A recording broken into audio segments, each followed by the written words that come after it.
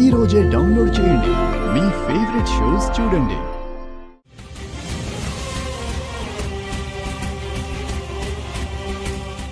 అమ్మా అహల్య, నీకో విషయం చెప్పాలమ్మా. మొన్న అదితి పెళ్లిలో నిన్ను చంపాలని యామిని గారు ప్లాన్ చేశారు.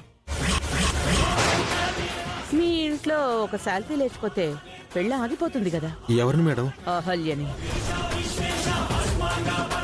ఈ విషయం నీతో గౌతమ్ బాబుతో చెప్దామని వస్తుంటే ఆ బుల్లబ్బాయి నన్ను కొట్టి కిడ్నాప్ చేశాడు. ఈ ప్లాన్లో యామిని గారు ఒక్కరే లేరమ్మా, ఇంకా ఇద్దరున్నారు.